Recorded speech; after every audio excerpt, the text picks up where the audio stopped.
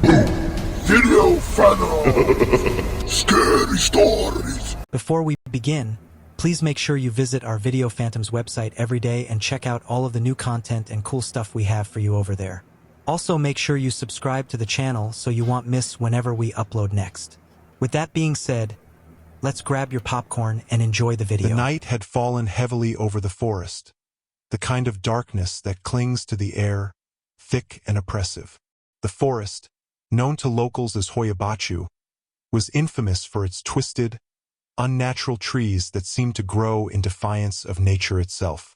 It was a place where few dared to venture, and those who did often returned with stories of strange sounds, unsettling visions, and an overwhelming sense of dread. Tonight, four friends had decided to test their courage against the forest's malevolent reputation. They had driven from Cluj, the nearest city, and by the time they arrived, the last rays of sunlight had already dipped behind the dense canopy of trees. The forest seemed to pulse with a life of its own, the wind whispering through the leaves in an unintelligible language that made the hairs on the back of their necks stand on end. As they set up camp near a small clearing, the group tried to shake off the unease that had settled over them. Martin, the bravest of the four, laughed off the legends as mere superstition, but even his voice had a quiver that betrayed his nerves. The others, Sophie, Lila, and Jack, weren't as convinced. They had read the stories, heard the warnings. This was not just any forest. This was the Bermuda Triangle of Transylvania, a place where people vanished without a trace, where time and reality twisted in ways that defied explanation. As night deepened, a thick mist began to roll in, enveloping the trees and obscuring the moonlight. The campfire, once warm and inviting, now cast long, flickering shadows that danced eerily on the surrounding trees. The forest was silent, unnaturally so, as if holding its breath, waiting.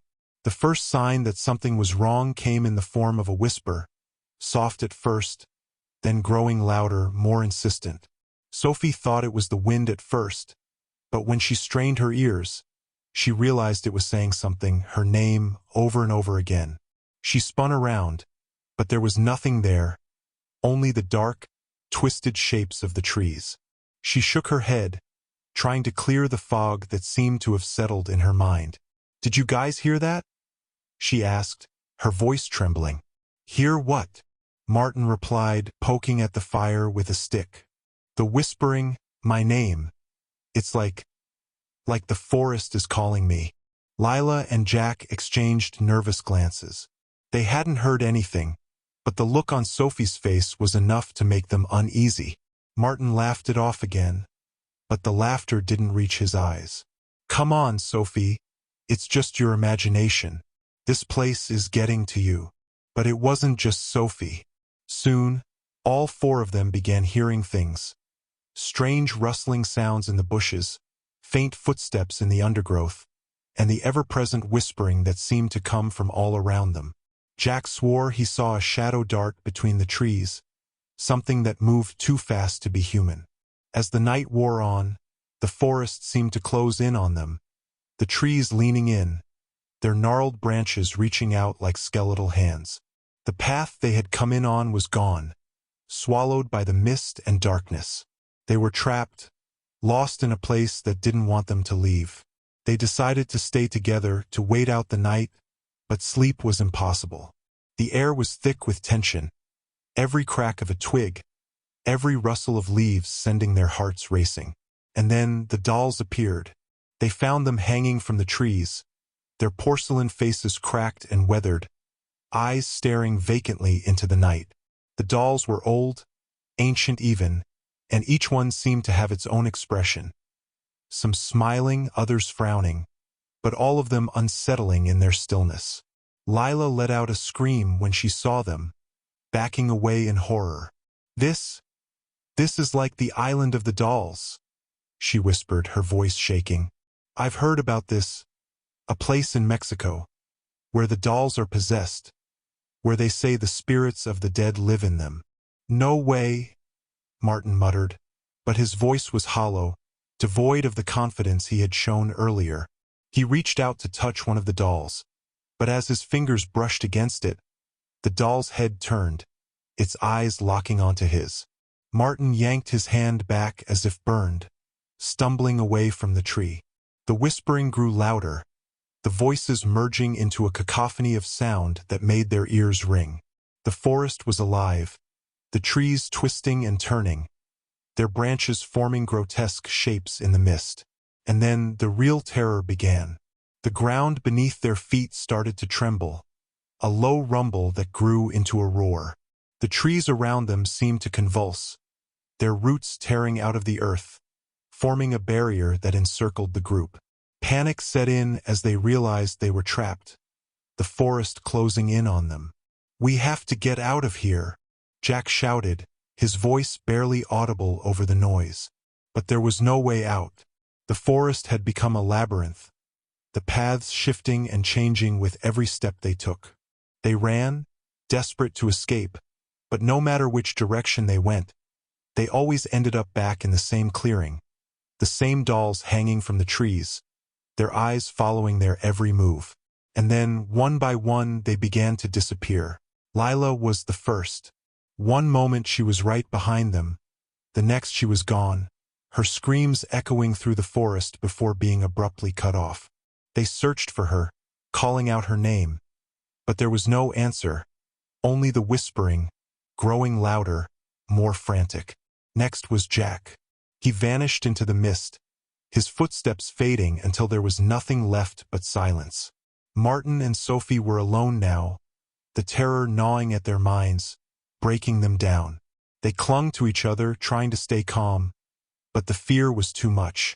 Martin started muttering to himself, his eyes wide with panic. "This is it. We're going to die here, just like all the others." "No, we're not," Sophie insisted, though she didn't believe it herself. "We just need to keep moving, find a way out." But there was no way out. The forest was playing with them, leading them deeper into its heart, where the real horror awaited. They stumbled into another clearing, this one different from the others. The trees here were even more twisted, their branches forming unnatural shapes that looked almost human. In the center of the clearing was a circle of scorched earth, nothing growing there, not even a blade of grass. Sophie recognized it from the stories she had read. A place called Poiana Rotunda, a clearing where nothing lived, where the spirits of the dead were said to gather. The air was thick with the smell of burning wood, and as they stood there, the ground began to shift beneath their feet, the earth cracking open to reveal a dark void beneath. Martin screamed as he was pulled into the darkness, his body swallowed by the earth. Sophie was alone now, the forest closing in around her. The whispering had become a roar, the voices screaming in her ears, telling her to give in, to let the forest take her. She dropped to her knees, clutching her head, trying to block out the sound, but it was useless. The forest had her now, just as it had all the others before her. The trees loomed over her, their branches reaching out, pulling her into the darkness. And then, just as suddenly as it had begun, it was over.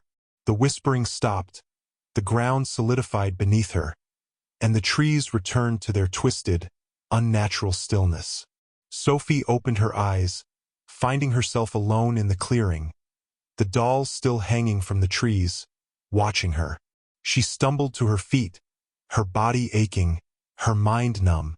She didn't know how long she had been there, how much time had passed, but the forest seemed different now, quieter, almost peaceful. The mist had cleared, and in the distance, she could see a faint light, the first sign of dawn breaking through the trees. She walked towards it, her steps slow and deliberate, each one taking her further from the horrors of the night. But even as she left the clearing, the dolls, the whispering, the twisted trees, she knew that the forest had not let her go. It had simply let her leave for now. As she emerged from the forest, the sun rising behind her, Sophie felt a lingering sense of dread, a feeling that the forest was still watching, waiting for the next time it would call her back. And deep within the heart of Hoia Baciu, The whispering began again. The forest alive with the voices of the lost, I hope the you enjoyed the damned, video. and the Please forgotten. like this video and subscribe to my channel. It really helps me to grow. And guys, if you really enjoyed the video, please give it a share on social media, Facebook, Twitter, wherever you guys be hanging out at the most. It really helps and I appreciate it, guys. Also, my goal is to reach at least 1 million loyal subscribers over the next 5 years. Guys, I'm going to give it everything I got and go hard as I can. And hopefully it pays off for me, guys. And y'all going to be a big part of that. And as I grow, you guys will be rewarded for a lot of stuff for helping me participating. And as just a token of my appreciation, guys, the least I can do. Also, guys, make sure you go down in the video description and click the links. Visit all my websites. I put hella work into these websites, man. Getting them built up, jam-packed with content just for you guys. You know, we got videos. We got the hottest trending offers online. I'm talking about everything, guys. Everything from education, teaching you how to make $1,000 a day online. Like, man, guys, everything that you can think of is on there. So, guys, make sure you go over there, check it out. Click links, watch videos, do your thing, man. I really want you guys to enjoy. I worked hard on it, and I want you guys to really enjoy it, man. So, yeah. Also, guys, while you're down there in the description, make sure you go and check out my other channels. I got links to all of them down below. I worked hard on these channels, guys. I worked hard on my websites. I worked hard on everything for you guys. Make sure you join my Facebook groups. I got Facebook groups set up for every channel that I got, guys. I'm trying to go global, man. You feel me? It's the family, man. This Rich Funnels, man. I want y'all to be part of Rich Funnels. Y'all part of the family, man. This a mafia, you feel me? Going worldwide with this shit. But anyway, man, love you guys. Y'all be blessed, stay safe, and I'll see you in the next one.